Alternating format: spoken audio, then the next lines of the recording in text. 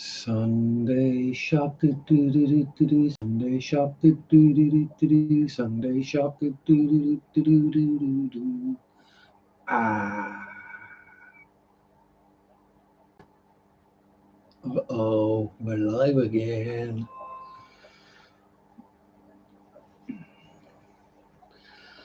Well, hello, and welcome. Sorry, I'm getting messages pop up in the corner of the screen from someone else, so getting a bit confused at the moment. Hope everyone is well, or one person who's here at the moment, and had a good week. I've had it evens out, I guess. Yeah.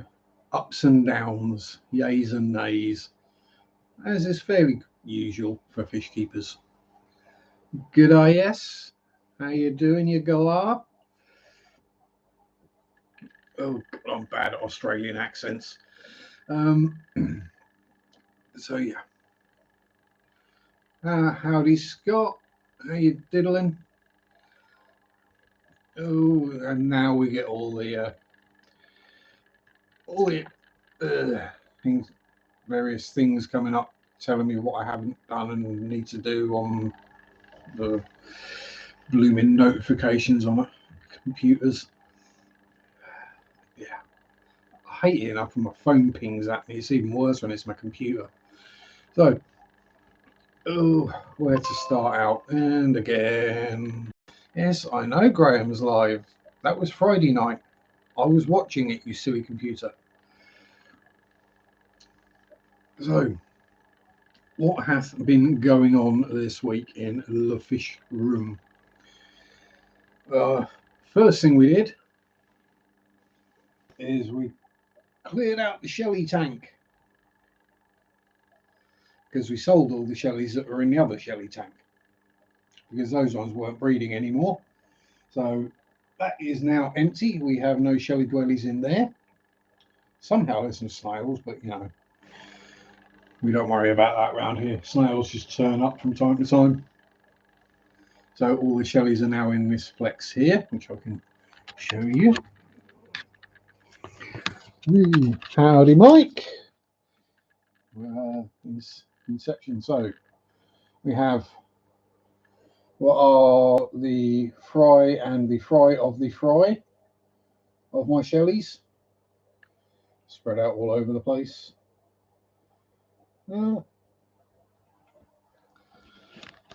Beer commercial. I've already watched it. Oh dear. Oh, go away, bloody notifications. It's just putting thousands of notifications through about videos I've already watched. Hang on, let me get rid of these because they've really bugged me. Yeah, I know Chris was live, I was just there. Thank you. Right, so yes, so no more shellies in there. The flecklets are fleckleting. We've still got 140 in there. They're not quite big enough to sell yet. That one's still empty. That one's got 50 odd molly fry and an adult in it, which we'll get to the reasons for that later. We've still got another 140 odd flecklets and a molly.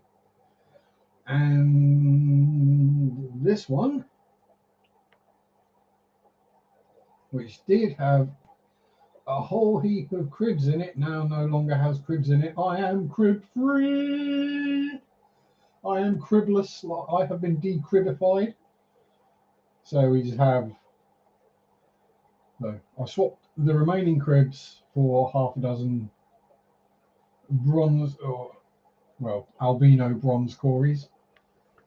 The Corydoras aenus, and aenus has been quite a theme this week. Up nose, because in the big tank, not really showing at the moment. We'll start off with the good news. So we've still got 100 odd pleckies in there, and we've got about another 50 molly fry in there as well. Nope. Fat Loach. I was looking at this tank Friday night, having a good close look. I spotted something strange. I spotted some red thread-like things protruding from the molly that is not in here's vent. Yes.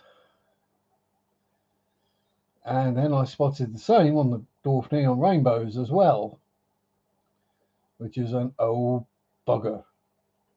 So as the title of camel what? Not camel toe. We've got camelanus worms. Yes. So as I realise, I'm looking at the tank, not where I'm pointing the camera. You may notice this is a kind of a common theme for my videos as well. And no, that spider down the back is not in the tank; it's behind the tank. What up, Chrissy? How you doing, my friend? Chris Brofer.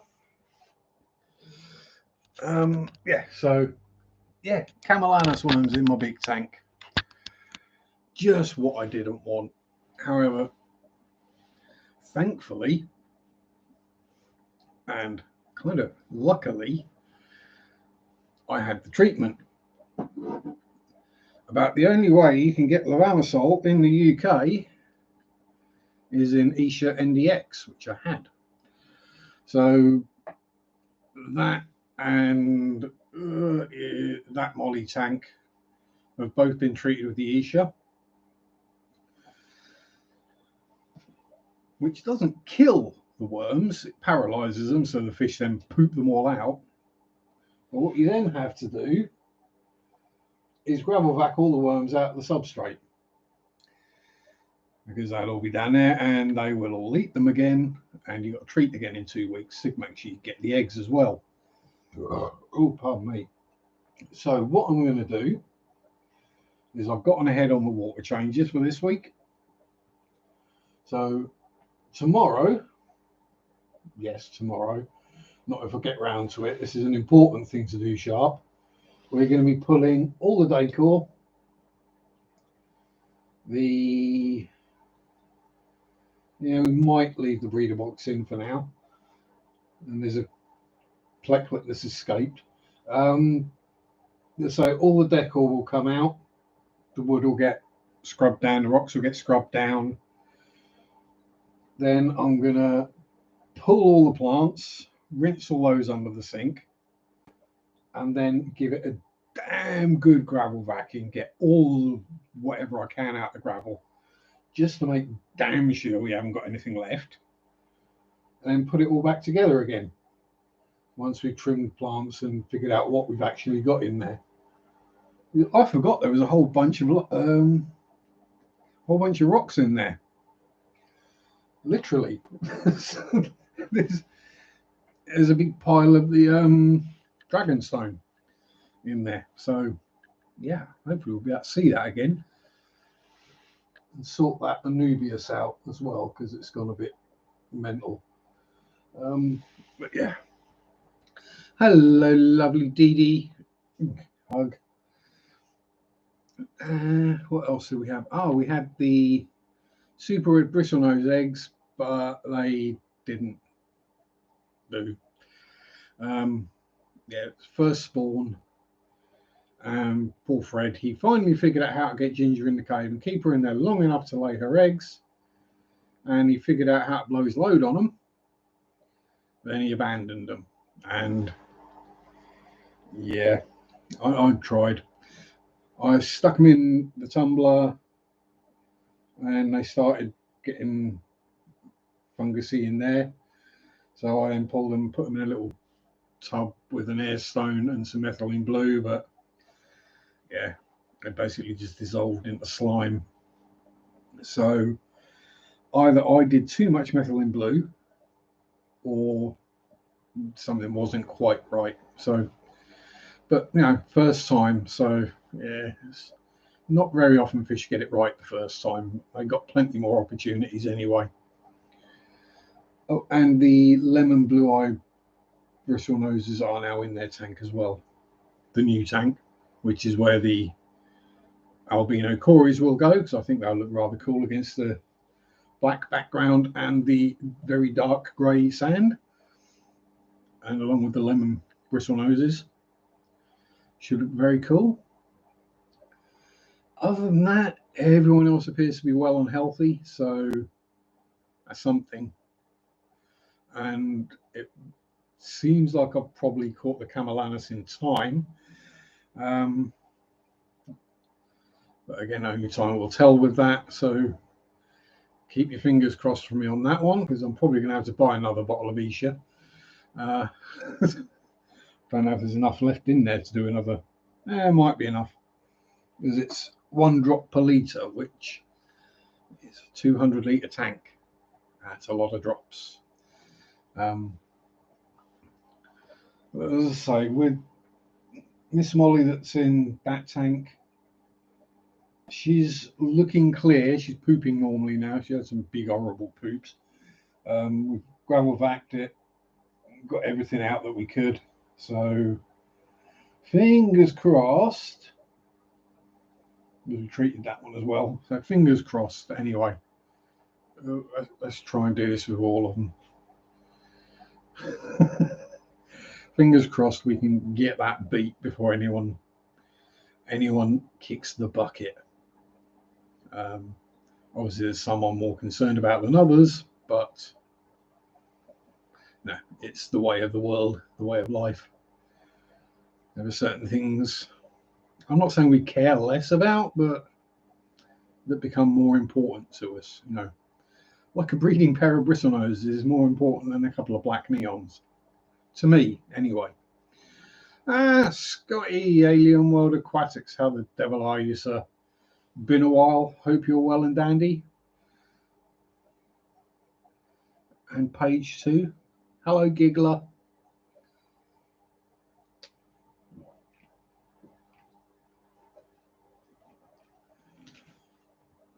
And I think that's about where we stand for this week.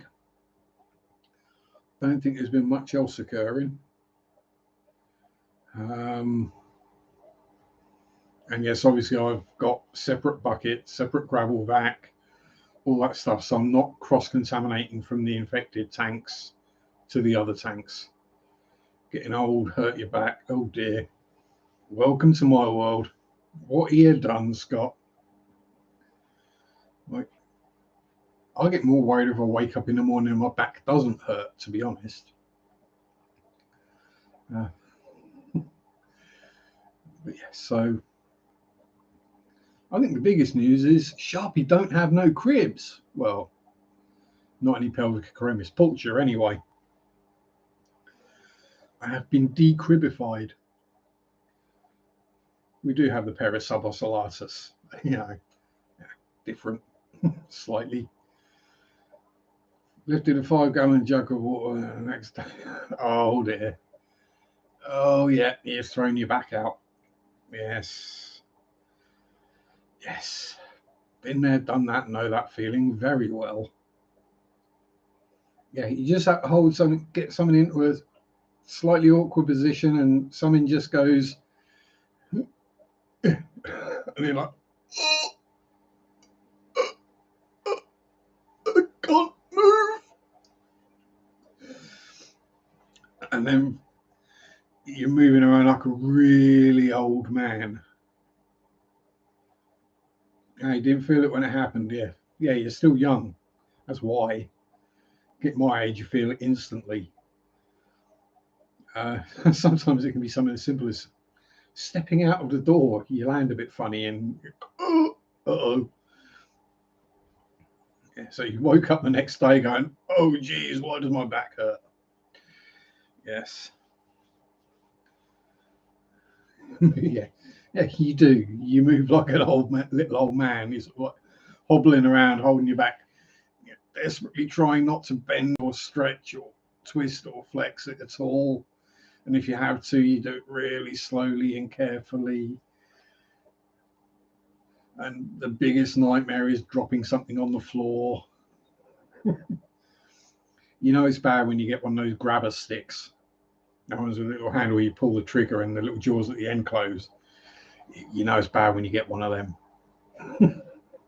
because you can't bend over and get to the floor. So you get the grabber stick to pick things up. Yeah, been there, done that one. Oh, and we do actually have new Shelly fry as well. Or I nearly did a Rico there. Or a degenerate. Rico is having difficulties with room rates, and degenerate was having difficulties with a discus addiction.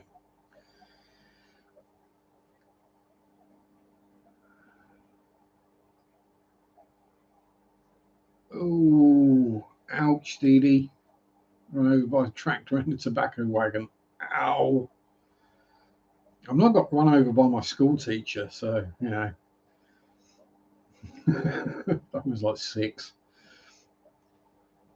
But yeah, I'll say this is, I am from 12, but it's one of those things I've figured out as you get older. This is the reason why when you're young, you think, why are all the old people so miserable and grumpy? It's because they're in bloody pain all the time. That's why. When you're young, it's a bad thing if one thing hurts. Once you pass 40, if only one thing hurts, it's a good day. Hello, Glitch. How the devil are you? Good to see you here. And for, just in case we've got any newbies, any first timers, you probably know me from other people's chats, so you kind of know what to expect. PG-13. There will be smoking. No drugs, just tobacco.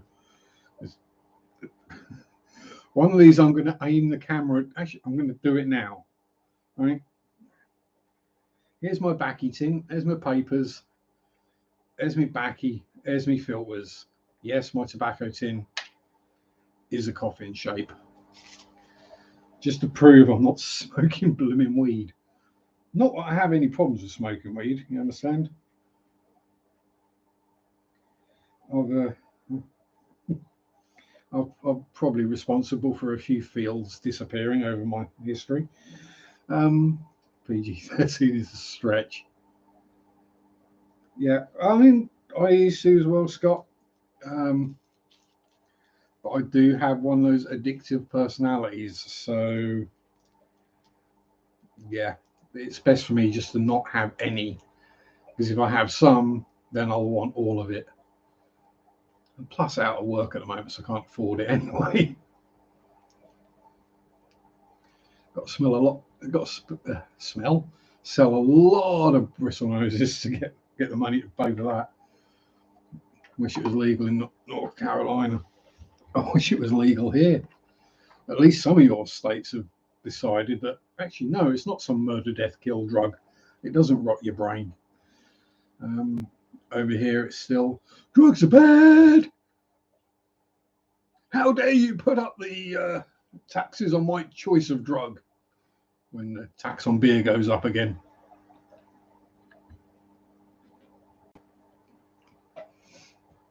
Yeah. Marijuana is evil. Give me my vodka so I can get angry and fight people rather than sack out in a corner and fall asleep.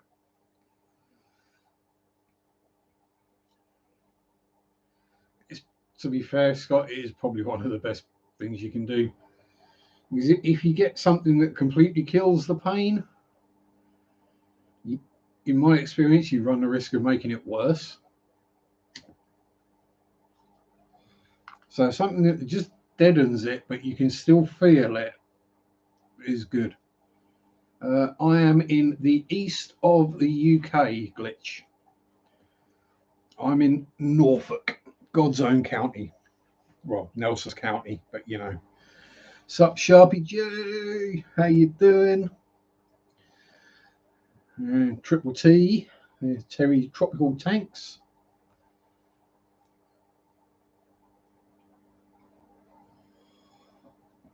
And Steph said, give me little kisses.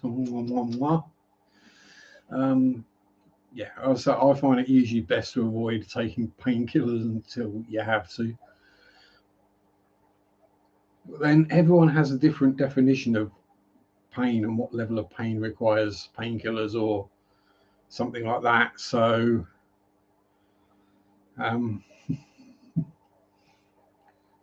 to me, I'll break a bone and half the time I won't realise I've broken a bone. Other people are in screaming agony with it. It's when my IBS kicks off, it's like other people have gone in the hospital. It gets your mind off of the pain and you can think about fluffy bunnies.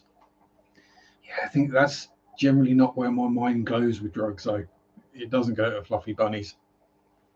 It generally goes to spiky death, murder, undead. And there's oh, Danny boy, the pipes are calling. Sorry. And yes, as I was saying with the camel butt worms in there, I'm actually following the moderator, Mr. Daniel Keeping Fish's video, because he fixed it using exactly what I'm using. So I'm doing what Daniel says. First time for everything, but you know.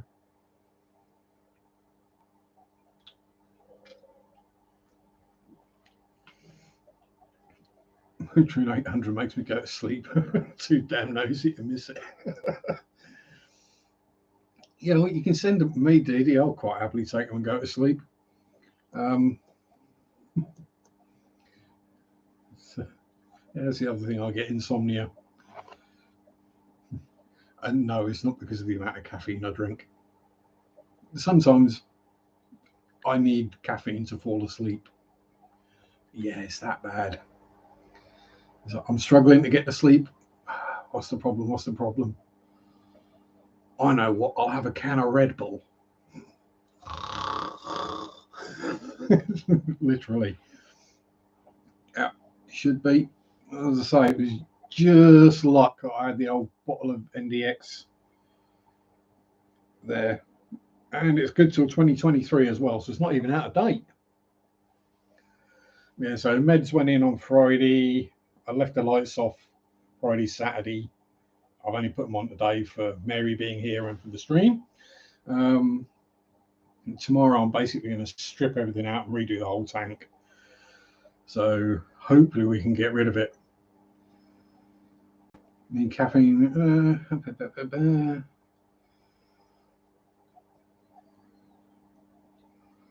You know, here and there, not from back part. I mean, caffeine. I mean, yeah, I don't have a bloodstream. I have a caffeine and nicotine stream. If they try and take blood from me, it comes out thick, treacly, and brown, kind of like molasses. Jay got a guppy that's about to blow. Shimmy last night, put her in a breeder box. Yeah, I've done that before, Joe. Where you think, oh yeah, they've got to keep birth now. The size of that, you put them in the breeder box, nothing.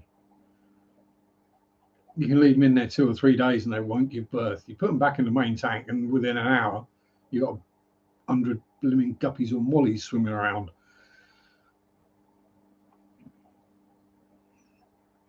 Oh dear, Danny Boy's been on the dragon soup.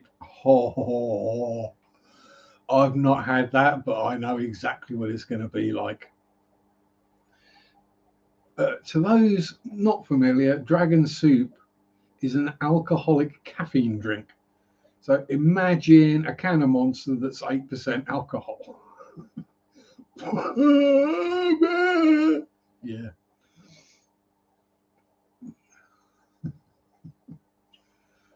Yes. Oh, well, Marys. Did I miss a Mary?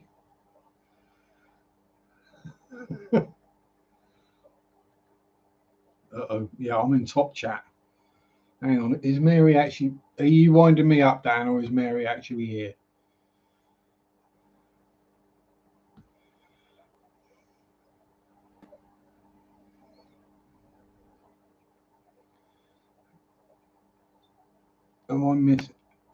Am I going mental?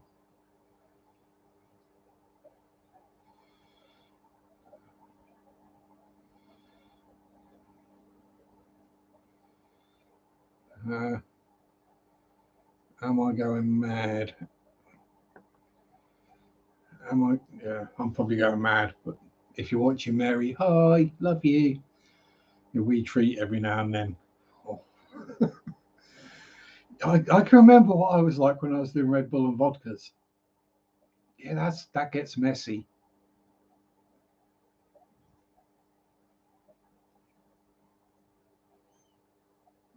No, I'll say I confused you and you confused me. So there we go. Both confused. It's a Sunday evening. It's dark. We're allowed to be confused. It's going to be even better next week. It's going to get dark an hour earlier next week.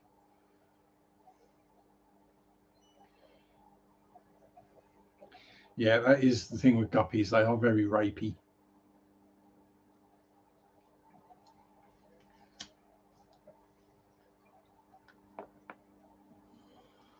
State of confusion is the best way to be. Actually understanding what's going on in the world. No, that way leads to suicide. Yeah, as I say, it's like that breeder box there. Yeah, okay, there's 50 odd mollies in there now.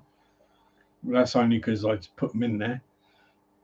Because even though it's like, yeah, no, they're fine. They can get eaten. We're not worried about molly fry. For some reason, I keep catching them and putting them in there. But yeah, there's 100 bristle noses in there. Marriott, my lovely, my darling. Hope all is well with you, my dear, and your new fisheries are happy and thriving. Um, and actually, while we're here, I don't know if anyone's aware, but if you send all your best wishes, positive thoughts, prayers, etc., to Amber again, unfortunately, um, she's not very well at the moment. She's yes, she's got a certain virus that's been going around. So yeah, best wishes to Amber. Hope she gets well soon. I don't know if she's watching. She might watch later, but we all love you. Mwah. Concentrate on getting better.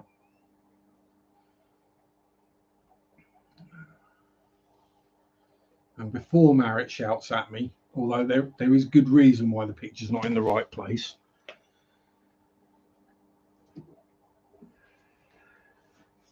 Make sure you have a good look. There you go. There's the floofer. Floofer going back where floofer lives. Till tomorrow morning when I pull everything out of that tank.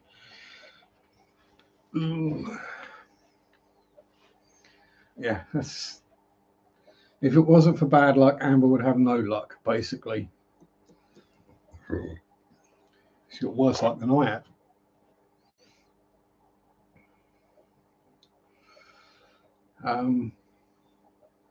Yeah. So where were we? Um, um, oh, Scotty's got the criblets. Yay, criblets rock. That's who we're trying to sell them. Just whatever you do when you got the babies in a grow out tank, don't put a coconut hut or anything cave like in there. How many times a day did I? 2 or 3. I would just, and then only until they're sort of quarter, half inch, until they kind of look like a fish, and then just as I would normally feed. Yeah, make sure they've got nowhere that the fry can spawn in, and keep an eye on them because they'll find somewhere to spawn. That's why I just got rid of the last of my 6th generation today. Yeah, 2 or 3 times a day. If you're doing baby brine or curry first bites, or yeah, the Own It tabs, whatever, crush flake. Yeah, I say once they're big enough to start munching food rather than just, you know, microorganisms, yeah, they'll eat anything and just feed them whatever and whenever. Mufta, howdy do. Favorite Friday afternoon, 1 p.m. Happy Mufta. Yes. We are namesakes. We are both Johns. Every letter we receive starts with Dear John. Yeah, I've had so many Dear John letters in my life. It's surprised I haven't killed myself.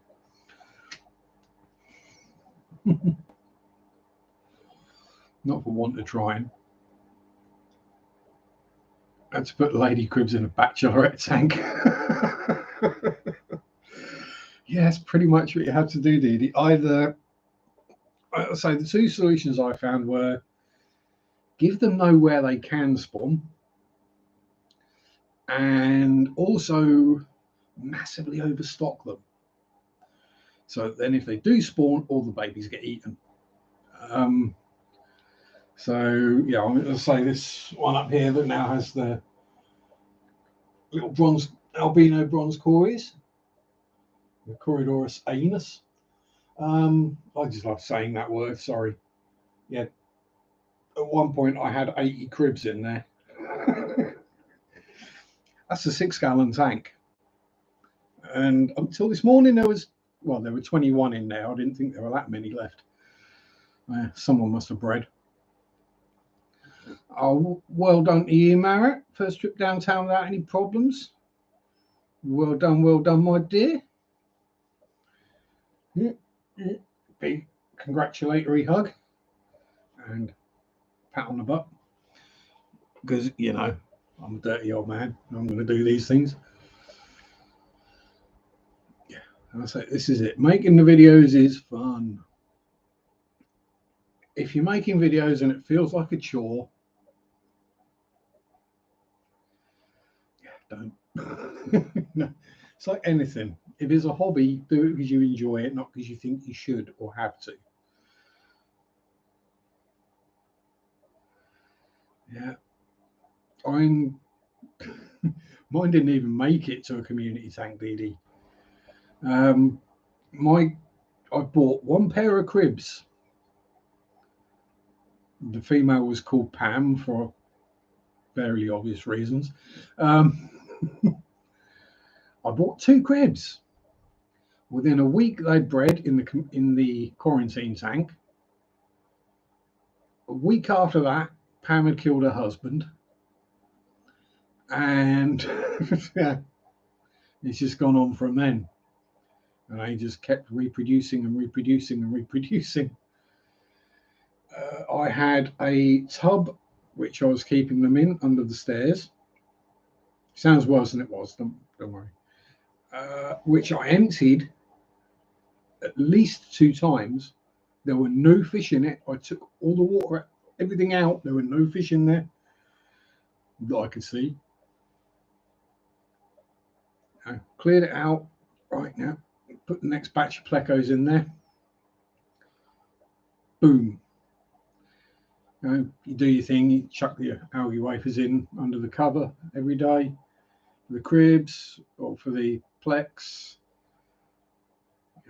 Do your water change, clean your filter. Then you go, right, yeah, it's time to plex getting a bit bigger. It's getting a bit murky in there. We better suck all the gunk out.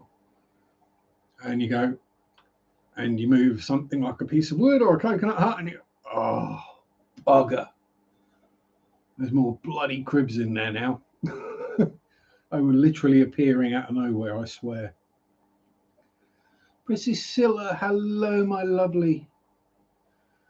I'm glad you finally managed to get home from the airport after last week's shenanigan. Lurking and spring cleaning in autumn or fall. Lurking and loading. Howdy, Dave. Hello, Dave. and nobody who isn't English is going to get that joke. Lurking and loading wood in the basement for winter. Yeah, I'm not going to make any jokes about wood in basements or fundaments.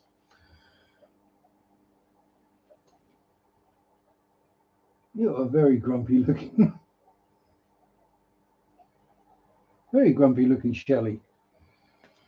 I think I'm missing. Very blunt nose on that one.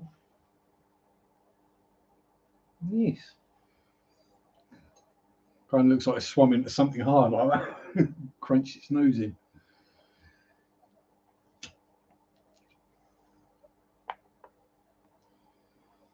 No, they're not doing bad. I only bought 4 of them to start out with, and I must have had a couple of hundred by now. Yes. Yeah, if you're not familiar with the joke, the Hello Dave,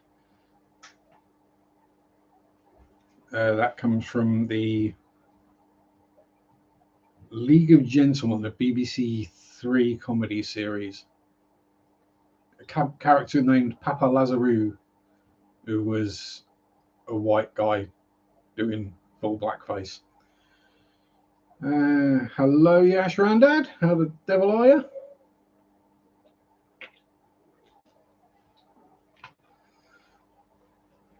Good to see new faces always. Ooh. Yes, there is a Cookie Monster. Do you want to see Cookie Monster, Scott? It was a Christmas present from little Nadine, and quite regularly there'll be a bristlenose pleco nibbling on Cookie Monster's junk. There was one trying to suck his eyes off yesterday, so oh, stay. The camera's behaving well. Did I ever finish the SU-47 Bearcat? Yes, I did. Finished. Been on the shelf. Probably been in the bin about 3 years now. And it's probably been in landfill for about 2 years. So, yeah. I don't keep hold of model kits generally. Build them, paint them, have them sitting around for a few months. Get too dusty, go in the bin. That's the usual case. I keep the really cool ones, so all Russian tanks. Most of the German tanks go in the bin fairly shortly after being finished.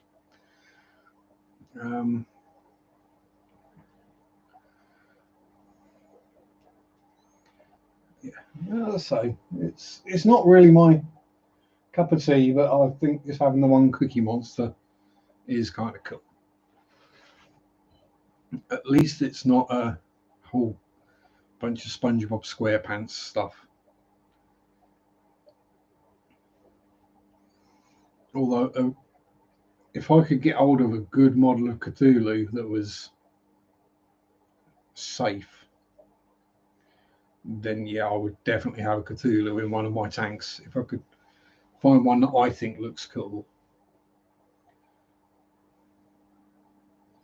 Just try catching crib fry fast. 3 weeks, you can probably get them with an airline siphon.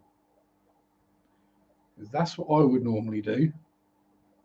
I'd normally give it 2 weeks. But yeah, just get a piece of airline and a jar or a bucket. I usually use that.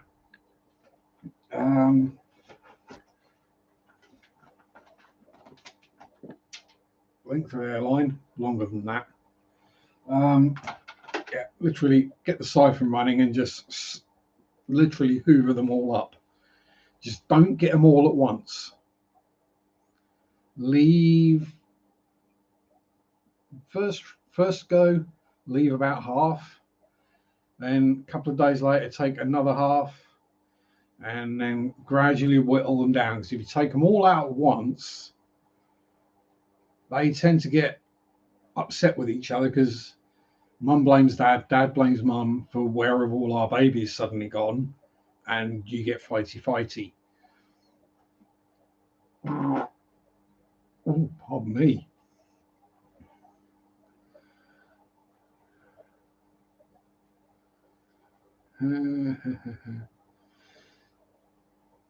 Yeah, I mean, anytime you see Manchester United lose is always a good day.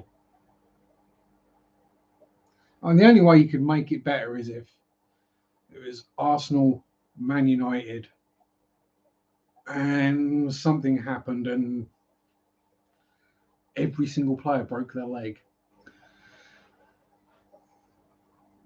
Can I have it clear? Yeah. Oh, yeah, you can. It's not the clear coating that's the problem. I can easily do that. It's the quality of the cast and either the painting or the is it painted, is it unpainted? Because if it's painted, I'm going to have to strip all the paint off of it and paint it properly.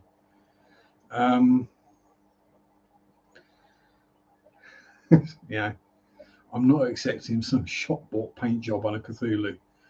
As they look bad at the best of times. Oh, glitching them up. Yeah. Welcome to the wonderful world of cribs, Glitch. Oh, they're stunningly gorgeous fish. They're wonderful to keep.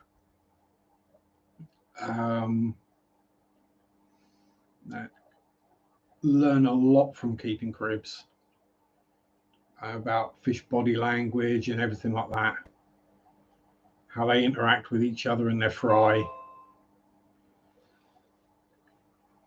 And then you get the joys of trying to get rid of all the babies.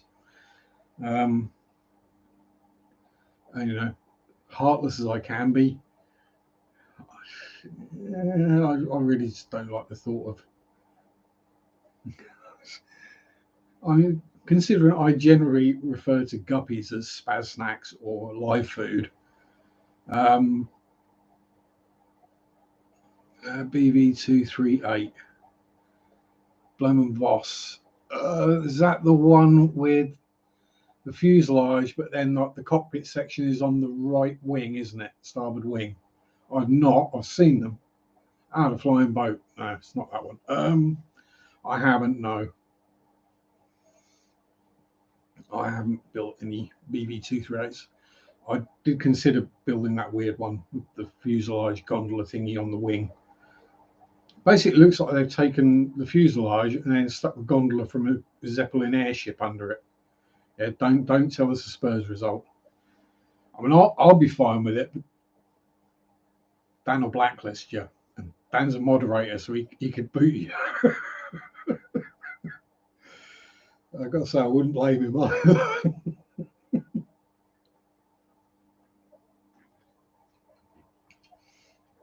And yes, we're on the Relentless this week. Some winner ultimate day with someone who, well, apparently his name is H, but his signature looks like Ditch. I have no clue who he is. Looks like he might be some kind of rapist. Can't wait until the Oscars and catfishes get bigger. Yes. That was part of the problem I had today. Is I was got livestock credit for the cribs, so I had to get fish or shrimp or something. Yeah, I really don't need shrimp. I really don't need snails. So it's fish. And what do you know? It's always the case. If you got credit, the store doesn't really have anything that you want. Which is why we got the 6 bronze Cories, 6 albino Cories. So, yes. The BV P170's cockpit weighing about. All the Bloem & Voss planes look nuts. I mean, that's when you know the Germans were on drugs at some point and having a laugh.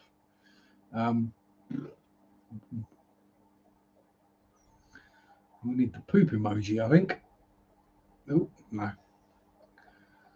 What does my shirt say? Just one more tank, I promise. Which we like is fish tank, not model tank. Right, yeah. I mean, I wouldn't say no to a model kit of a tank, but you know, I've got plenty. Let's just put it that way. Yeah, aquatic, a wet one. Yeah, I've still got quite a stash of kits upstairs, so most of them are Russian tanks, so we're good. Howdy, Steve. How's it good? Yeah, it's. I admit it's a bit of a weird niche corner I've got, but you know, fish tanks, model tanks, and ghosts. Bit of a weird combination of a YouTube channel, but you know, someone's got to do it, so it may as well be me. Although I did find out the other day that Andy Tactical Jackalope, he also keeps fish. So, speaking of modelers, is Banana Man. Howdy, John. How you doing, my friend? Good to see you, sir.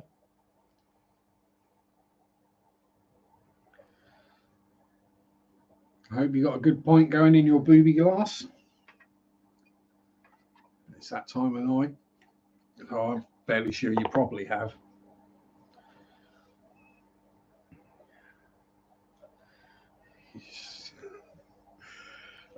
When you start using an in-joke from one hobby in with people from another hobby, and you kind of have to explain them all because people don't get them otherwise.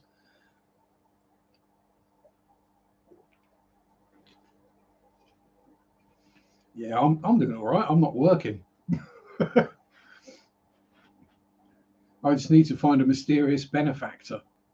That's all I need, and my life will be perfect.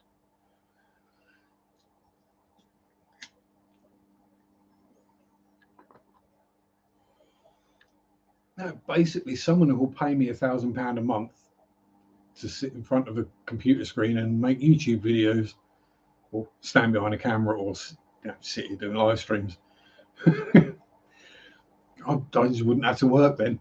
Hell, not even £1,000. £800 a month. I wouldn't bother working ever again.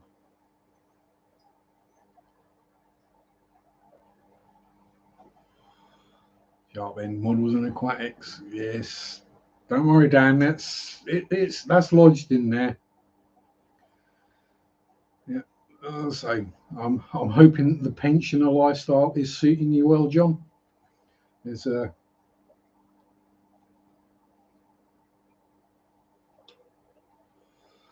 I mean, I'm pretty sure I'm probably not going to live long enough to get a pension, so I reckon they should just give it to me now.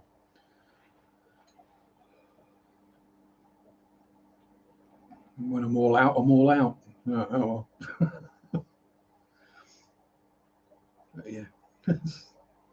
Yeah. If I could find a mysterious benefactor, I'd be sorted.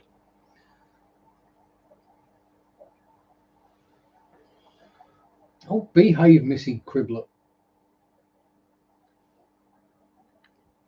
And yes, the subocellatus cribs are getting broody. And it would appear that the Limia perugiae are both pregnant, as is the female, obviously the female, not the male. Duh. Scyphia multipunctata. She's carrying it fry as well at the moment. So hopefully doing my bit for endangered species.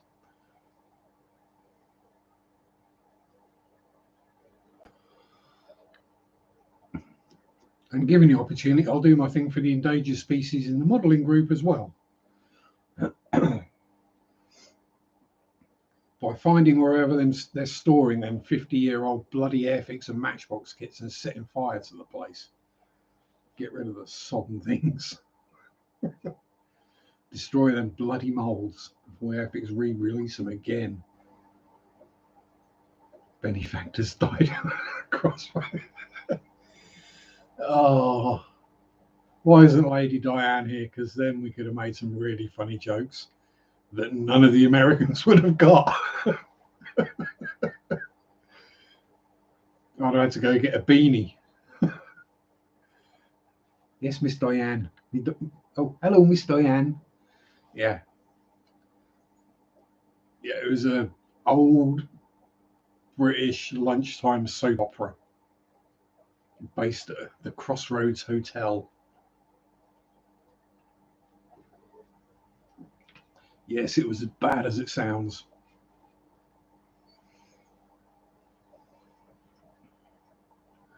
It was one of those where it's exterior shots of just some random hotel somewhere, and then like 2 sets for the interior that they kept using the exact same set for every scene every week.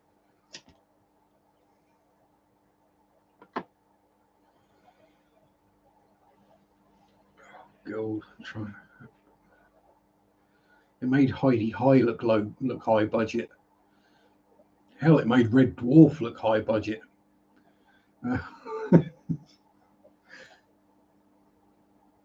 There are parts of season 1 of Red Dwarf where they're walking down the corridor and you see the walls doing that. Literally just a piece of plasterboard painted grey.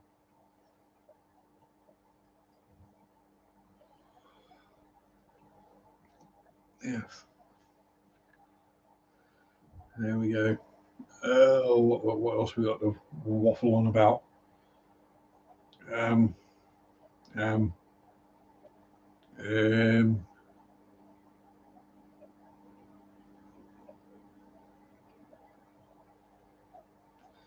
Stop showing teeth, Sharpe.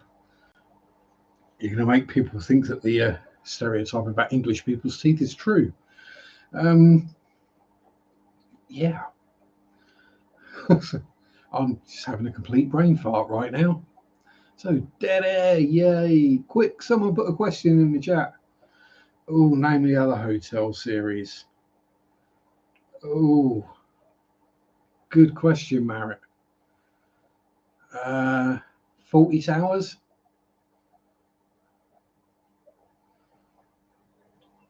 Yeah, 40 Towers with John Cleese, Prunella Scales, and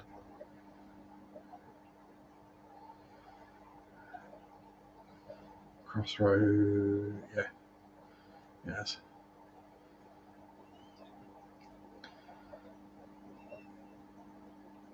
Red Dwarf rocked till they tried to revive it, yeah. And it died flat on its butt. Got to go vacuum the house. Yeah, I'll be around in another hour or so, Yash. So if not, I'm at the same time every week. Well, next week might be different because the clocks change. Scotty saying UFOs are real. Been saying so for 22 years. Yeah. I mean, people who think there isn't UFOs, aliens, whatever. They call them AFOs now or something like that as well, don't they? You just got to do the basic maths. You can't to think this is the only rock in the universe, unidentified aerial phenomenon, and that's it. To think we're the only rock in the universe capable of supporting life that life evolved on. No. And the amino acids that started the life on the Earth came from elsewhere. So that should tell you there should be life elsewhere. Whether it's intelligent, sentient, who knows?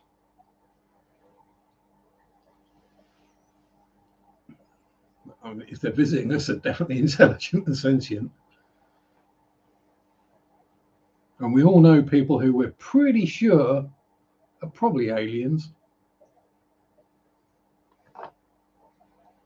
Yeah, could be drones controlled by the AI of civilizations that don't even exist. Yeah, exactly. But the time it took for the craft to get here, the civilization has died out back on its home planet. And now it's like the only thing left of its entire race in the universe.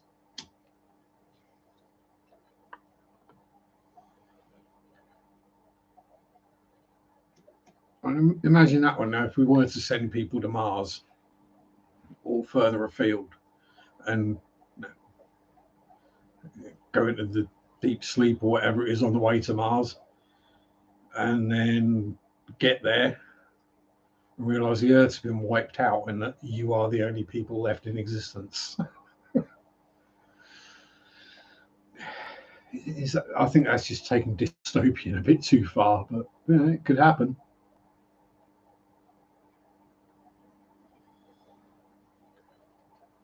Just need Stargate SG-1 to be real. Yeah, you and me both.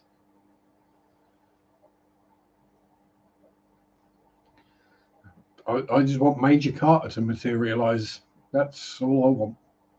Stargate to open up just over there, and Sam Carter to walk out of it. I'll be a very happy bunny.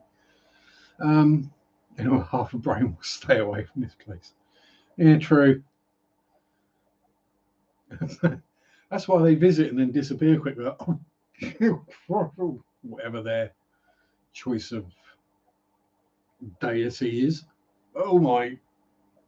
What the hell are they doing? They're actively trying to kill each other for no good reason. What? Because someone drew a line on a piece of paper that says that this bit is theirs and that bit is theirs, and they're fighting over it? Really? Damn. We'll leave them to it. Wait for them to wipe themselves out, and then we'll come back and take it.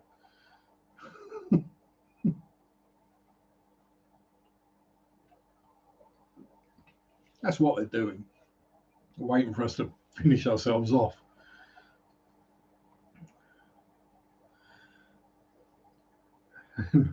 We start talking UFOs and Stargate, and a nerd appears. Hello, Jason. Welcome, sir.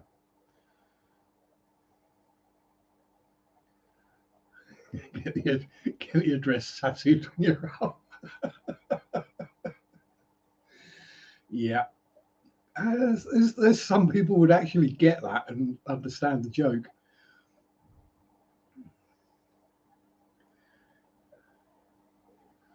Just watch out for gold,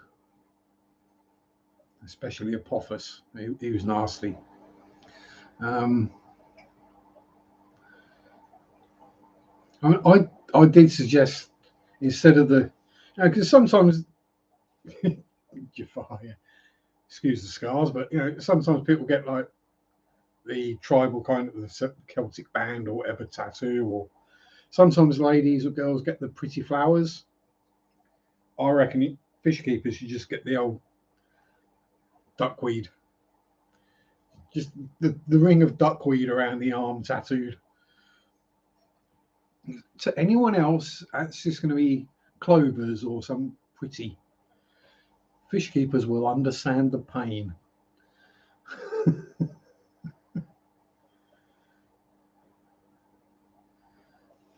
Itchy ear roll now.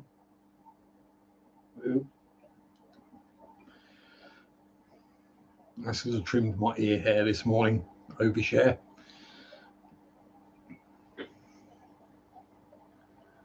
Stargate in the other side. Yeah. But which Earth Stargate? The one in North America or the one in Antarctica? Halloween movie recommendations. One of my live streams. Oh, God, loads.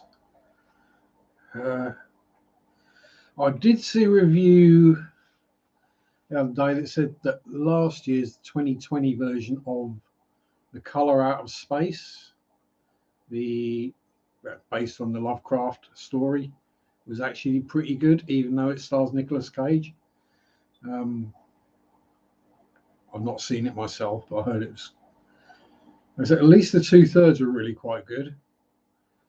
But the Yeah, back third kind of got a bit Hollywoodified.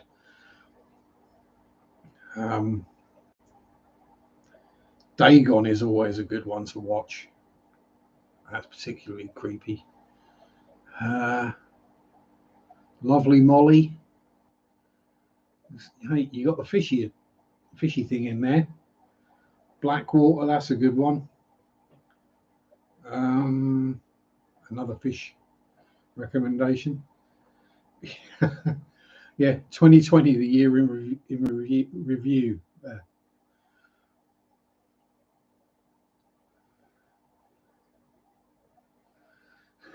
Who doesn't know the Earth was wiped out years ago? The Matrix is keeping criblets are measured in distance. It's not criblets are measured in distance, it's pleclets. Come on. And I've got it figured out now. I know exactly the stocking level for pleclets. It's 1 foot per gallon. Yeah, it's classic. What other good horror movies?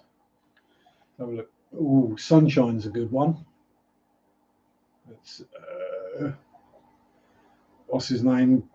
Was in CSI New York, played Mac. Let's see what we've got here. The Shining. Ooh, Sleepy Hollow is always a good one. No, not that. I'm not being weird. I've got a DVD shelf up here now.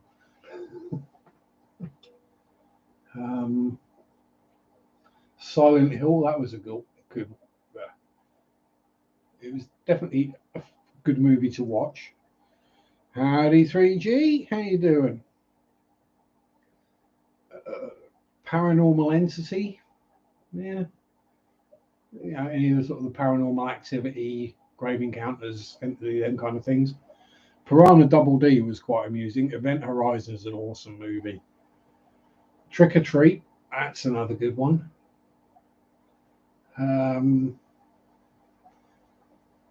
Not Wolfhound. Not R.I.P.D. Oh, Willard, that's always good to watch. If you want to laugh, Zombie Strippers. Ruins and Shutter. Lake Placid, yeah. Anaconda, yeah, the giant snakes. Ooh, what else we got up here? Try to read them and try not to go for the really nasty Korean ones. What's up the top? What we got up top? At least speak up. Zombie Holocaust, Zombie Flesh Eaters, Zombies, Zombie Flesh Eaters 2.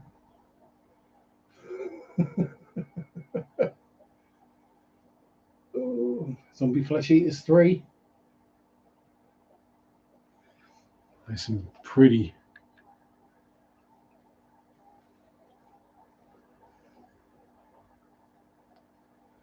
Yeah, Silent Hill 2 did kind of suck big time.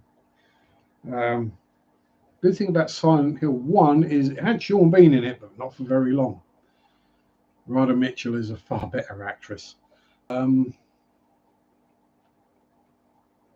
Yeah, and that's literally just that small part of the DVD. And what else we got up here that's good? Demons.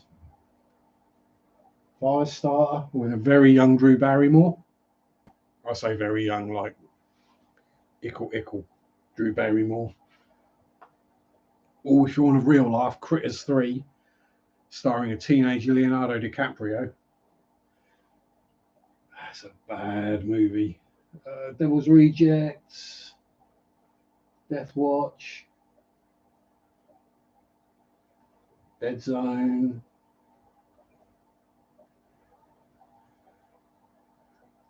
All in Russian, but Night Watch and Day Watch, they are cracking movies.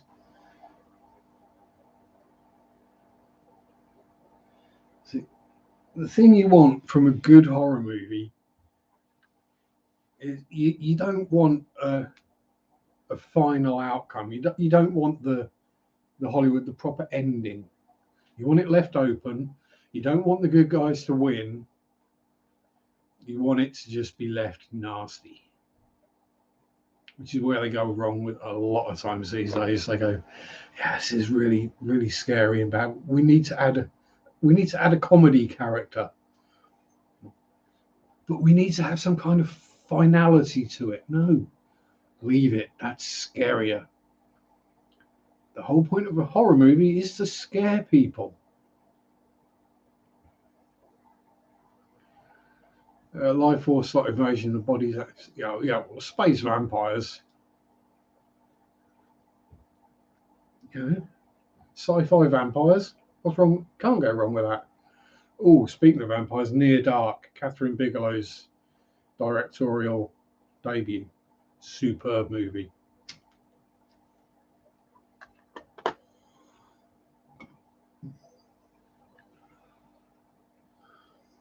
See, some people know all the quotes from the movies. I'm more likely to know the "Oh, Don't Look Now." That's a classic as well. I'm more likely to know who was in it, who wrote it, who filmed it, who was the director of photography, all that kind of thing. So that's why I like Lovely Molly so much as a movie. It starts, the story is told, it ends. You don't get closure. You don't know what the outcome is, why what happened. You're left with three options, and all of them make equal sense. Option 1, was she high as a kite on drugs? Option 2, did she just go completely batmuck insane? Option 3, demons. It's one of those kind of movies, plus full frontal nudity, which is never to complain about.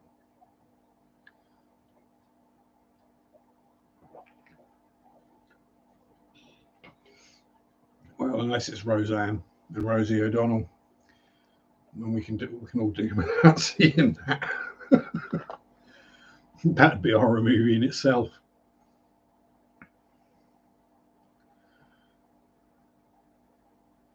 World's scariest horror movie. 90 minutes of Roseanne doing star jumps in the nude. Oh. Oh. Yeah. Must have FFN or Cinemax won't show it.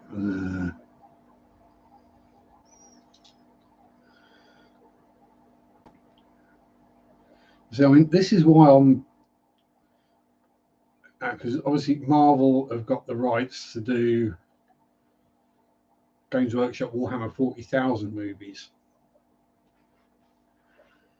Now, I love Warhammer 40,000 because there isn't a good guy. There isn't a bad guy. There's no winners, no losers. There's no good things. It is all grimdark. And my worry is it will get Hollywoodified and they will turn it right back. And you'll go, and people who aren't fans of 40K will watch it and go, "Oh, that was cool, that was great." And people who are fans of 40K will go,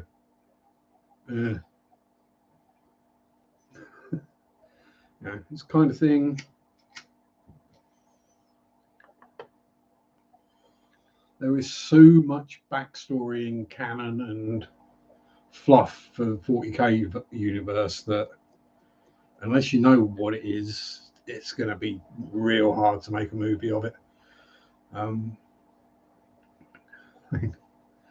Space Marines, yeah, but which ones? And what is the backstory of the chapter and the Legion? And yeah, and you're not going to tell it in a 90-minute movie or even a 3-hour movie.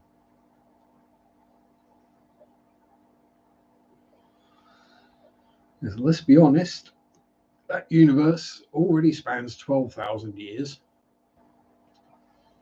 From 30K with the Horus Heresy right up to the current 42nd millennium with the Cicatrix maledictum.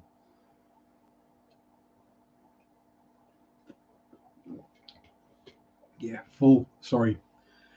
Geek alert.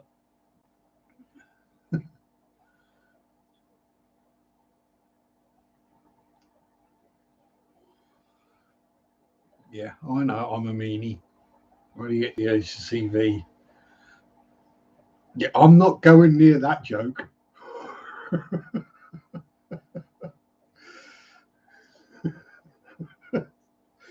That one's too obvious.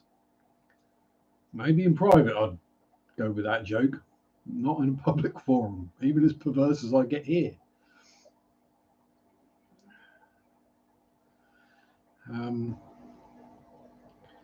Yeah, I know, Jess. It's just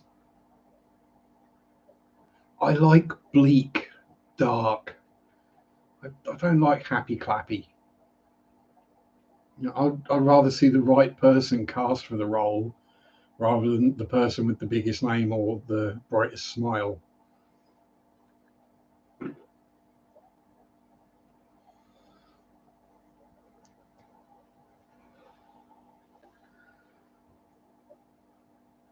And yeah. So the original V was superb. I didn't watch the remake. I know they remade it. I say a few years ago. It's probably a decade ago by now. I've not seen the remake yet. Um, yeah, as I say, horror movies. That's my thing. I've watched thousands and thousands of them, and I've yet to find one that gave me nightmares.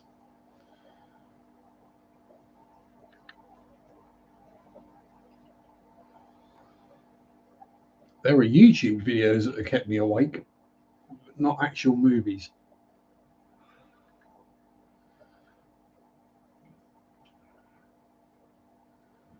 Um,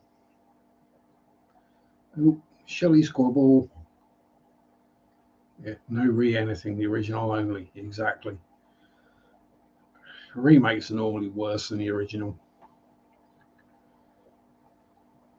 They normally add a whole bunch of CGI where a practical effect, even though it wouldn't have looked as flashy or cool, would have sold the effect better. Do I like real life gore? I worked in a chicken factory for 7 years.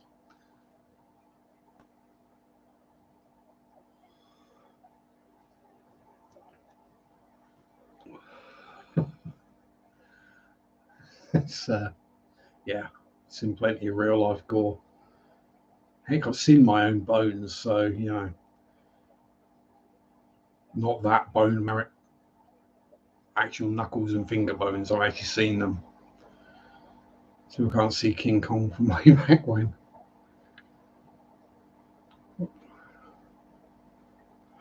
Disappointing. And that's one of my relatives on the top of that Empire State Building. That was my great granddad, that was. Can't you tell the likeness?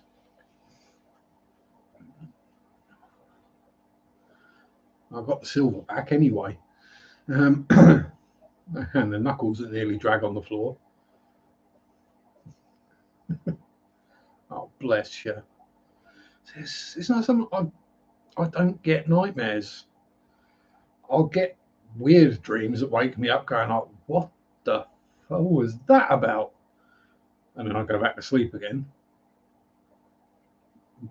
But yeah, I get dreams that people would class as nightmares, but they don't have that effect on me. Stupid people hurting you. Exactly. You just they just left him be, but no, they had to pursue the money. So it's like this week was the anniversary of the Aberfan disaster in Wales, where the slag heaps got waterlogged, collapsed, fell down the mountainside, and crushed the school and buried everyone alive in it. I forget the actual numbers. I think it was some 118 children and 48 adults lost their lives, all because they didn't want to pay to move the slag heaps from the coal mine. Yep.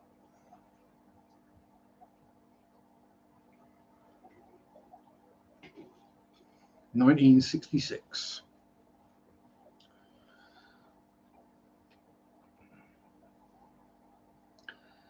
Yeah.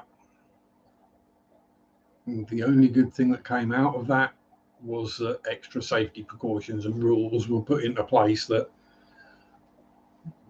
you couldn't have slag heaps in positions where they could molasses. It pretty much was when it came down on the school. Yeah, it was basically a giant mudslide, but it was a man-made mudslide. But it would have cost money to move them, so they didn't move them. Also, one of the reasons why the government stopped taking charge of the mines. Well, basically, they put in all the rules to stop things like that happening again. Realised that they wouldn't make enough money out of it, so they then privatised it.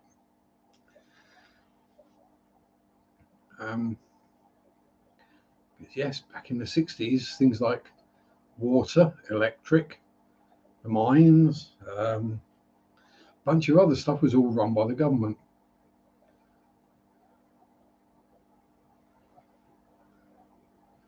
Yeah, I like those dreams, Dee Dee. The ones where you wake up and you go, no, I want to go back to sleep and carry on dreaming that. It was so much better than real life.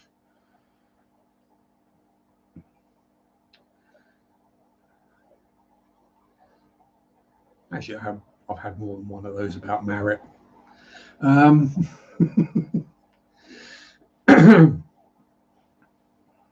Yeah, sometimes I have good dreams, sometimes I have weird dreams, and sometimes I have dreams that people would call nightmares, but they don't bother me because that's generally my safe space.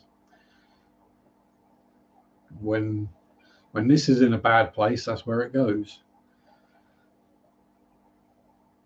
Dark, spiky, and murderous. Hey, that's how my brain protects me. Probably not the best way of doing it, but it works. It's where I get my resting axe murderer face from.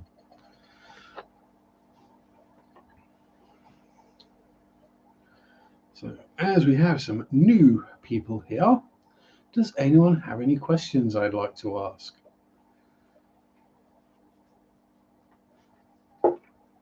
I'm not that busty, it was just the t-shirt got caught up in the undermoob.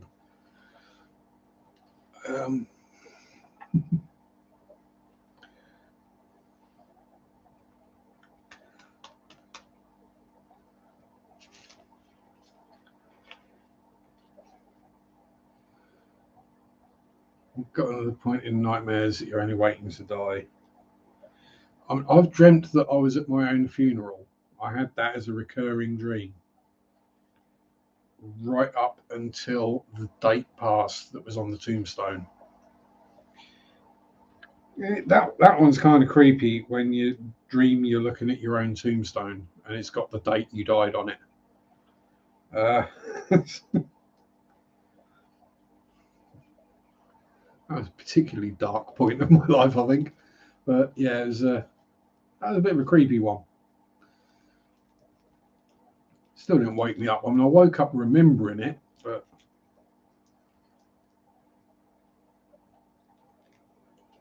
I'm not going to tell you what the date was because I mean that date is etched in my memory,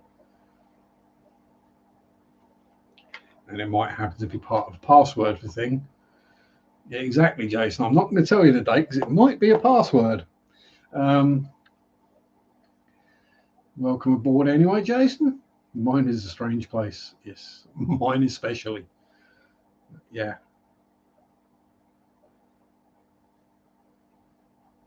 To say, let's just say, when that date was approaching, I booked a week off work And on that day, I literally just stayed at home and didn't do anything. Yeah, it's been lurking, lurky.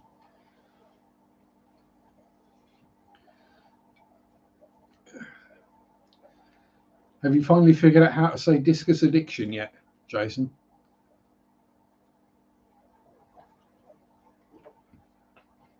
Audio. See you later, Dan. Use your fist bump to the human fry. Make sure you get behind their ears so you don't start growing potatoes. Now, Dee Dee's finished all her tank maintenance. Got to go and run errands. Remember to change your top, Dee Dee, in case you've done a boob dip. You don't want to be going out with soggy under boob. Or even worse, duckweed pasties.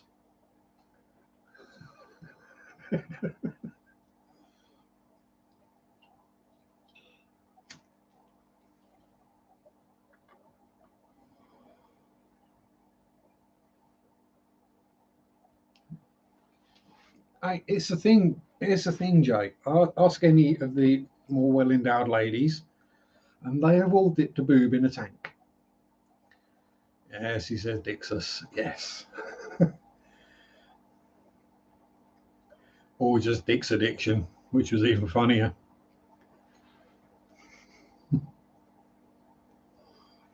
Still not quite up there with Rico's womb weights. No wet poopies today. Merritt's done it more than once.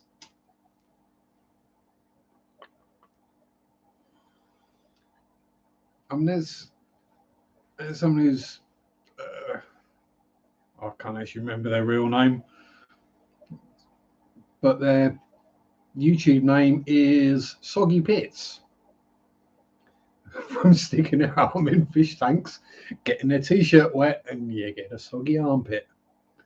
My mouth is dyslexic. Yeah, mine is too. We all get mush mouths from time to time. Jess, hello, my lovely. How are you? Hope you're on the road to recovery. I'd say your implants look wonderful. Oh, come on. You couldn't expect me to not do that one. Done that once and learned a little after that. Yeah. You either roll your sleeves up or you just say sod it and take your t-shirt off. But then I get the problem if I might do a boob dip. And the last thing I want is a molly nibbling on a nip. Bad enough when you put your hand in there, and especially in that one, all the molly fries, as soon as you put your hand in there, they're trying to eat the hairs on the hand because they think it's hair algae. It's quite a strange sensation. Yeah, I wouldn't want to dip my chest in there. That'd be very weird. You might enjoy it, which would be even scarier. Yes, for those who don't know, Jess has had her teeth done, which is what I meant with the implants. I had the duckweed arm ring. Never mind the dip might float around. And for that reason, Marek doesn't do tank maintenance topless.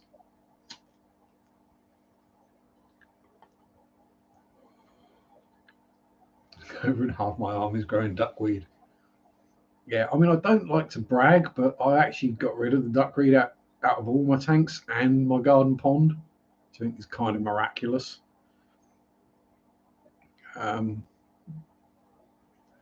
Got in the tanks just by using a comb, and in the garden pond by using a kitchen sieve and a small solar powered fountain.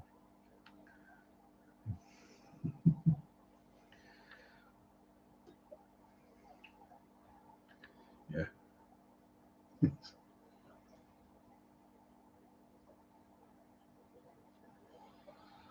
Yeah, so you definitely don't want them floating around in a tank with duckweed.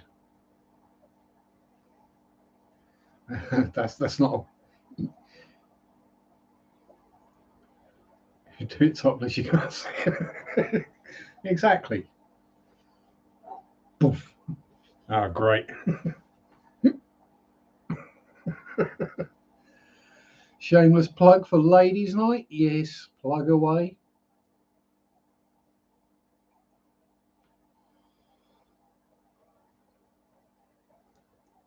I shall watch the replay, as chances of me being awake at 2 a.m. are basically zero. And it's a good thing to wake up to. Something good and funny with lots of pretty ladies.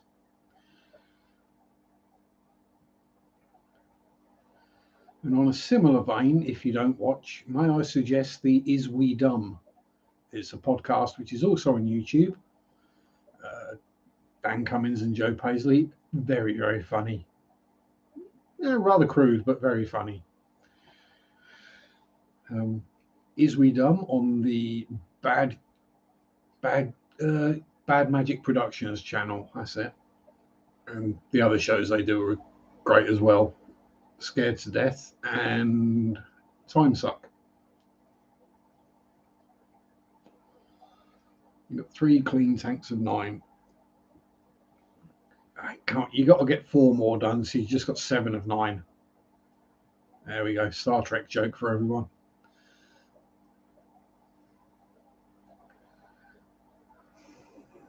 Jeez, that's a stretch going to that joke. Oh, Steph got it anyway. If I didn't say hello, Steph, hello.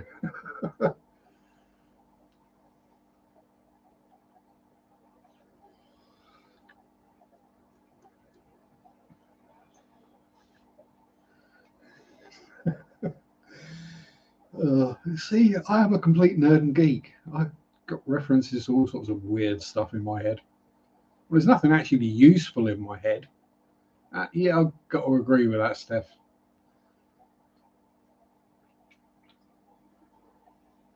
Still is.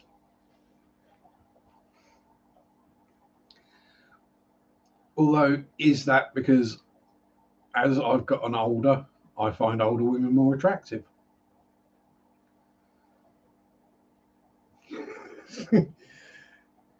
Yeah. I mean, some people have a green thumb. Marek gets green boobs. What can we say? As a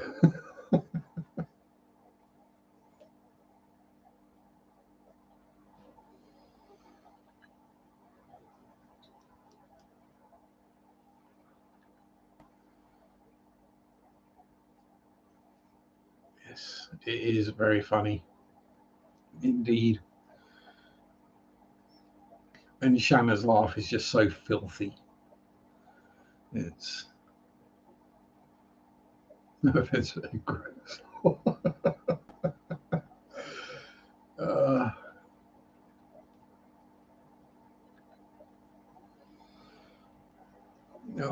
I've reached the age where I see a pretty girl walking through town,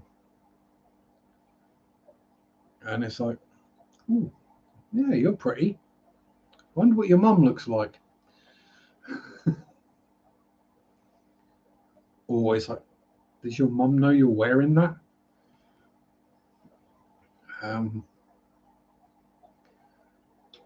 C-section and boob talk.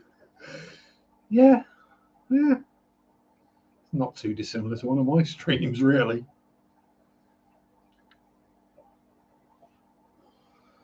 Does a Shanna poop in the woods? Yes. Does she use a leaf? No. Does she dig a little hole? Yes.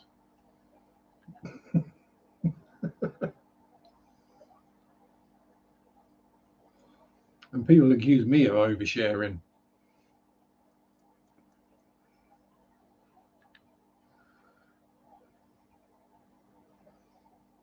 Yep. Mary's had them as well, so sometimes it's the best way to go. Howdy, Ian. Welcome aboard.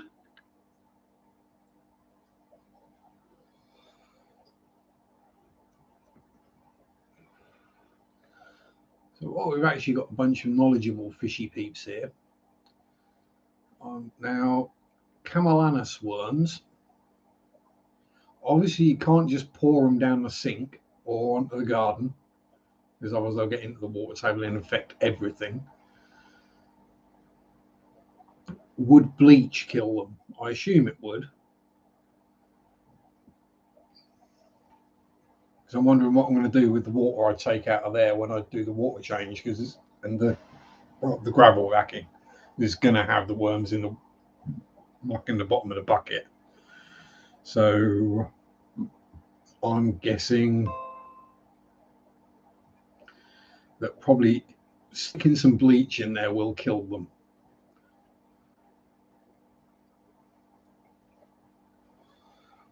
Oh, and Scott of Alien World Aquatics has just put up his video, his 2021 Halloween fish tank, which will be cool as Scott's good at doing these kind of things. All boiling water, yeah. One was a bit of a job, we've got infected now of water.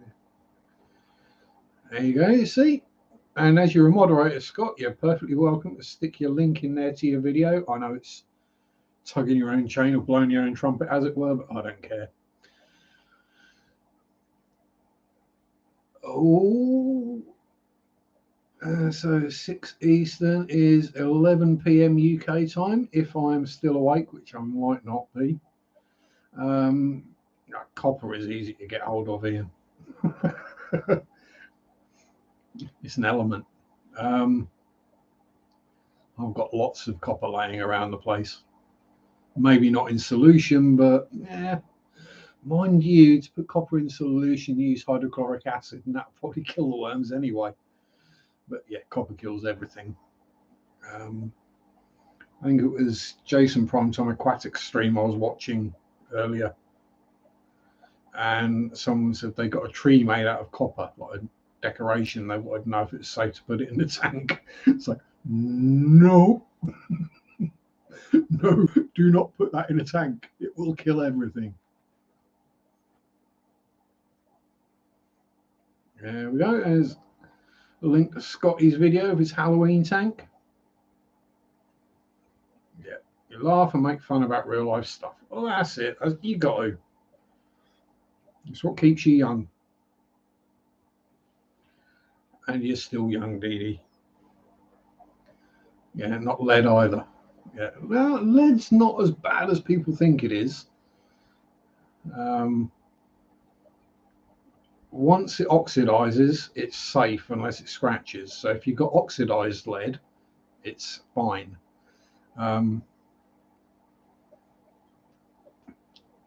Because the oxidation stops the actual lead from leaching out. But yes, I mean, that is, you hear or read a lot of the, is this rock safe for my aquarium? And it's not the rock itself that's going to be the problem. It's if it's got things like lead or copper in it. Now, do not put any green rocks in your aquariums, unless it's emerald or jade, or actual crystal. Even then, it might be a copper crystal. Because copper sulfate will form crystals, as we all learned in our chemistry sets when we were younger, and we grew crystals of all sorts of things. Then we got bored of doing that. We started making ammonia gas and chlorine, and well, I did anyway, gassing out the house. But the thing to remember, as I say, with the no lead, is what still gets called plant leads isn't lead these days. It might be if you buy really cheap stuff from Japan or China, it might be lead. If you buy it from a reputable company, it's not lead anymore. It's actually a tungsten alloy, which is completely safe. And there we go. I know this because fishing weights were lead. Lead got outlawed below, what was it, above a number 8 size and below an ounce. So above an ounce, because then nothing can eat it, it's too big and heavy. And below a number 8, because even if they do eat it, they poop it straight back out. Yeah, always make sure in the blurb it says they aren't lead. Yeah. I mean, if you buy something with a decent name, name on it, then okay, have fun, Marriott. Fist bump to Chris as well, little dude. Have fun, and let's hope Lewis Hamilton crashes out. You never know with some people. Yeah, I mean, there are some iffy companies around for sure, but I think the ones I got were from JBL, so yeah, I'd trust JBL, being a German company. Actually, I've got to find them because I'm probably going to need to weigh down all these plants when I replant them.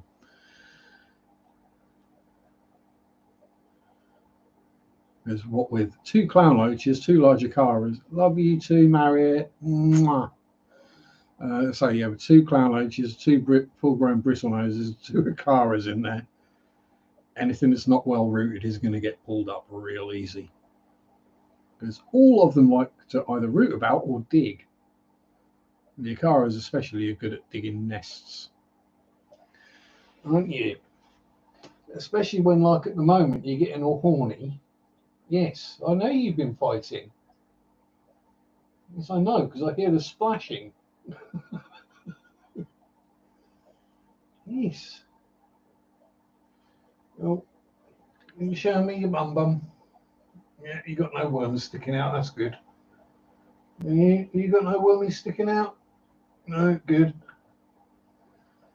I can't see any more on the rainbow fish either. Although the male is looking a bit clamped up, but there we go.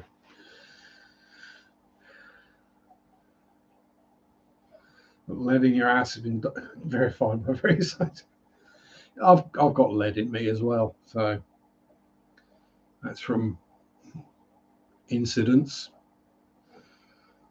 1 explosive and 1 firearm related. But hey, it's not done me any harm.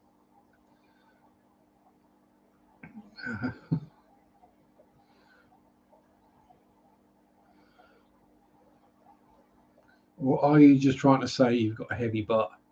Because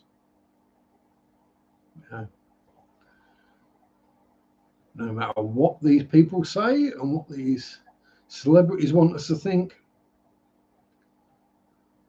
and I think I safely stand for all the men here, we like our women with curvy, squidgy bits.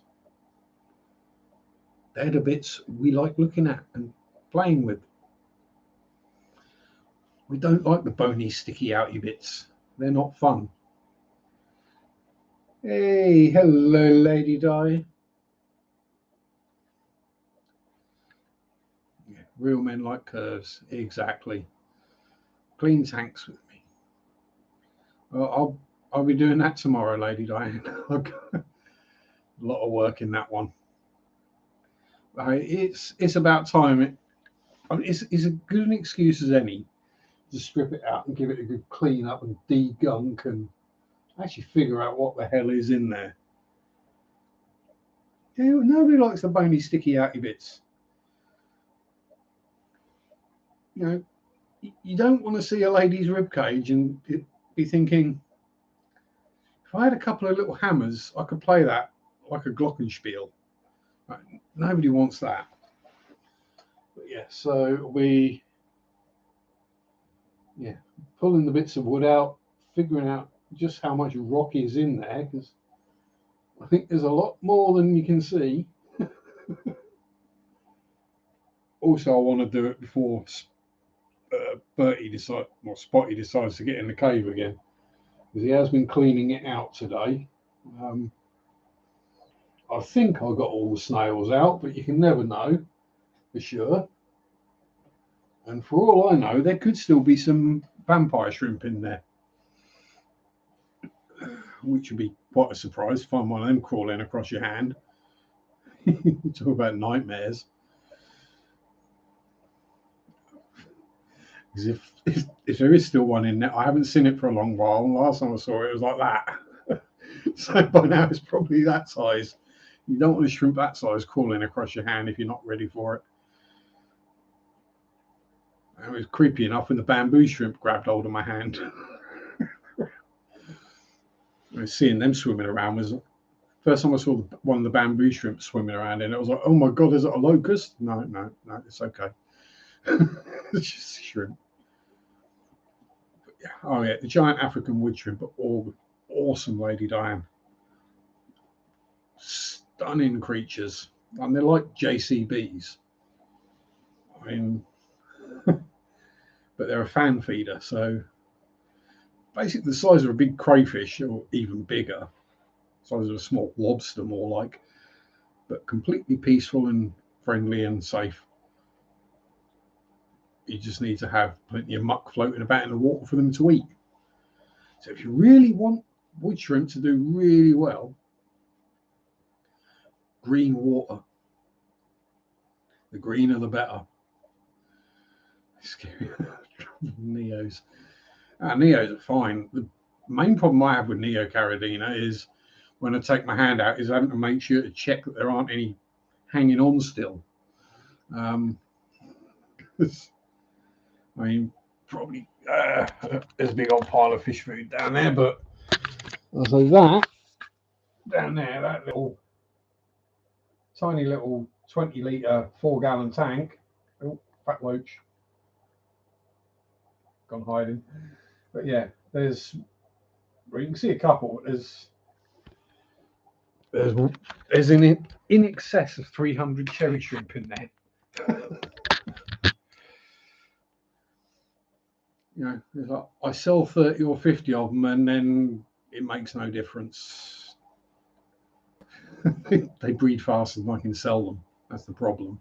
And I have a tank of blue shrimp, and one of my other tanks has somehow got a big, well, the small fluval flex, which has got the clown plecos, the CPDs, and the pygmy cories, now has a thriving colony of cherry shrimp in it as well, somehow.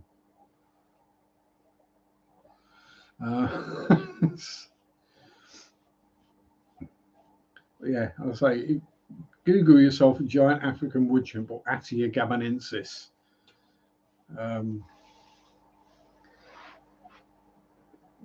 Awesome looking creatures. I mean, if there aren't any in there, I know exactly why there aren't. Because the Spazzy boy has eaten them all. Oh, Spotty, please don't get in your cave already. Oh dear.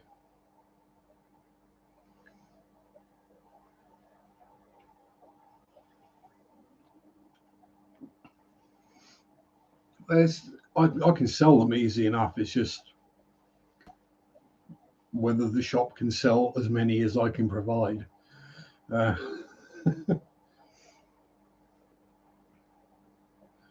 me being me, I'm not exactly careful. So when they say they want 30, I catch 30, but there's probably nearer 50 or 60 in the bag because there'll be little tiny ones that I didn't see when I was netting them out. So they probably get double with the amount of shrimplets that are in the bag as well.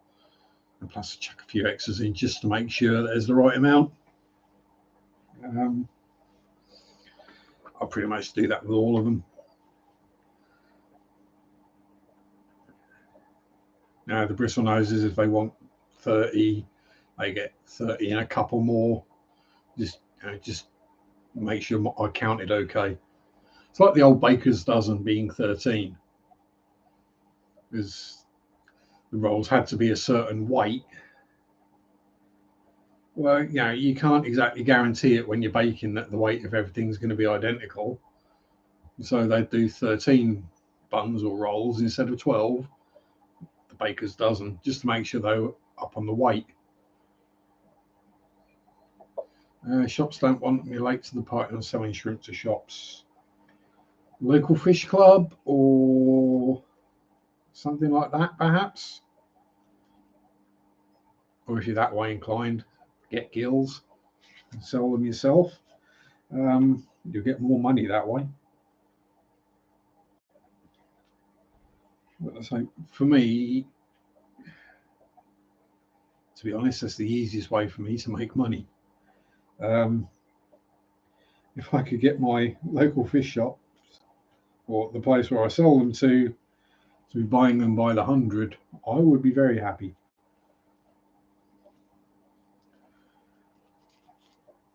Oh, pardon me. Why have I got wind this evening? But yeah, I mean, I did the same with the electric blue Acara. I bought them when they were expensive, which was late. They've only been coming down in price since I bought them. And although they haven't bred, if they do breed now, they're costing the same as a bristlenose or a crebensis.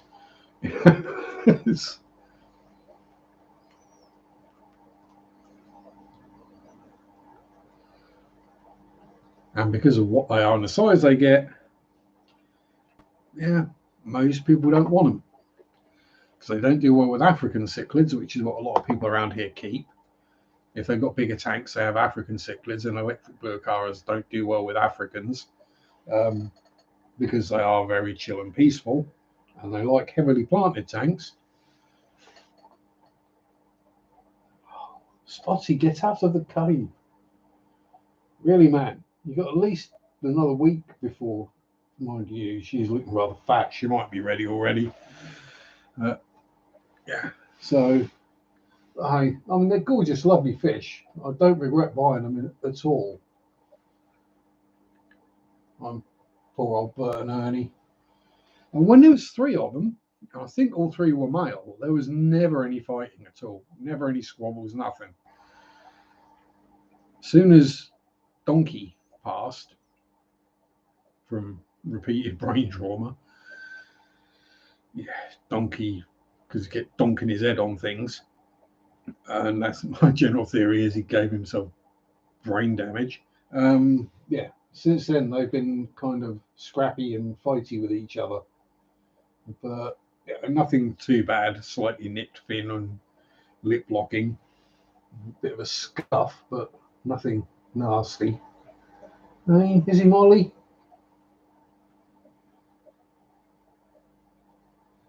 Yeah. So, do we reckon this guy is getting ready to? Is he cleaning out the cave? That way, and that way. Is it? Yeah, he's cleaning the cave out, isn't he? He's getting ready to have babies again. Oh dear. So that'll be another 140 bristle noses. Some days you feel like Donkey. Yeah, I mean, me and Donkey had an understanding because I've given myself so many concussions over the years.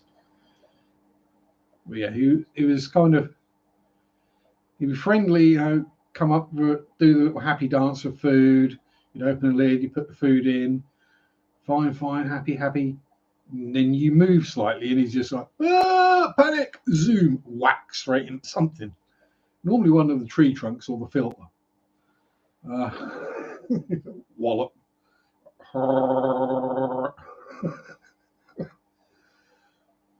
He did it so often. He just gave himself brain injuries. I had a brain damaged Acara.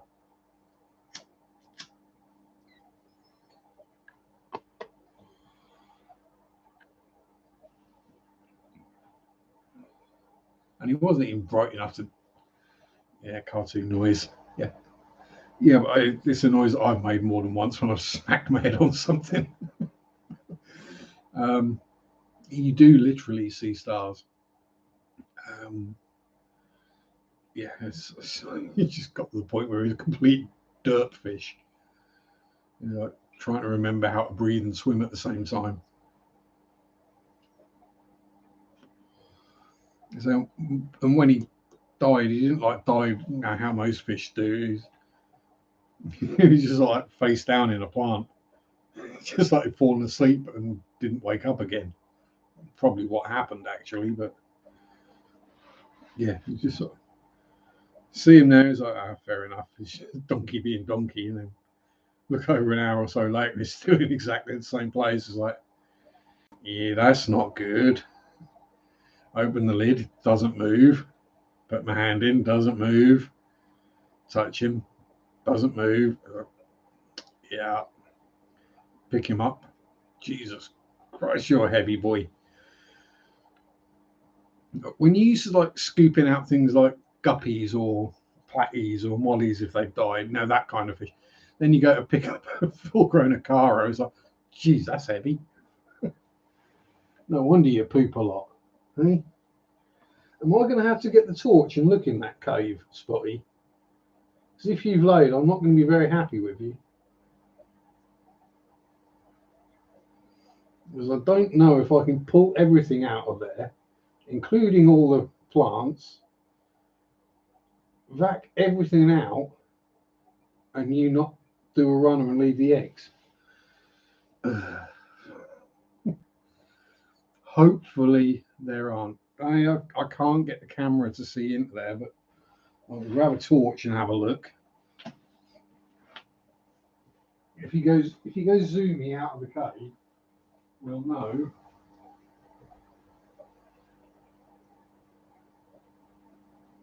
Because he's out of the way, fat loach.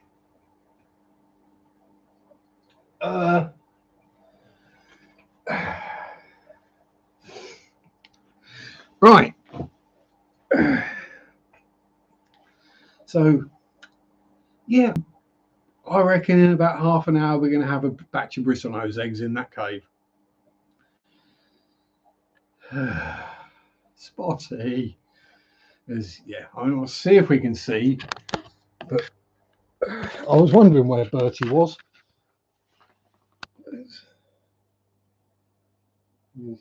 Trying not to get the glare. But you can see his head sticking out. And behind him, inside the cave, is the female, the Acaro.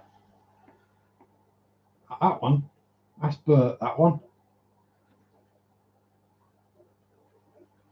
Next to one of the mollies. Ernie is probably hiding up elsewhere.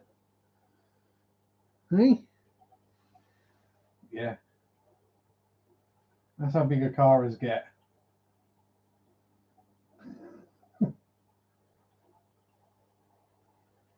Yeah, you doing a photo bomb, are you?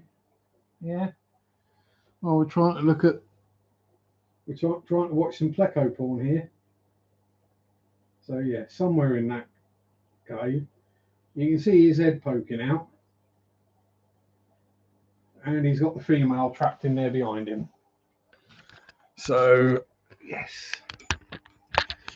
So job number 1 tomorrow is going to be take the contents of that breeder box and pop them into one of the fry tanks, which are empty, which will be the top right. So I better plug the heater back in on that and get it up to temperature.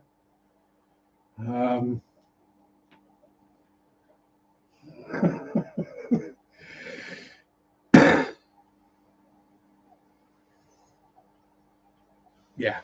So we got. I mean, if you want to see Lady Diane, I don't joke about the amount of bristlenoses I get, because in that breeder box, get it roughly level, we've got about 100 plus. In that tank, we've got another 140-ish. And in that tank, there's another 140 in there. No baby Acaras. No, that's 2 males in there. So we won't be getting baby Acaras. Baby bristlenoses again. Well, looks like I might be getting the egg tumbler out. Or perhaps might be better if I move the cave with Spotty into one of the fry tanks. That might be a good idea. What do you reckon? You've only seen baby Acaras. Yeah, well, yeah. I mean, if I put my hand up to the tank, if he actually turns sideways on, yes, come on, Bert. Are you going to hide behind my hand now, are you? Hey, come on, come this way. Come on, big boy. Yeah. Yeah, he's easily as big as my hand. I think they can get slightly larger, but it's basically as big as his. They've been that size for a good few months now, so I've had them probably nearly 2 years, I think. Year and a half, 2 years, something like that. Yeah, I'll say when I bought them, they were about that big.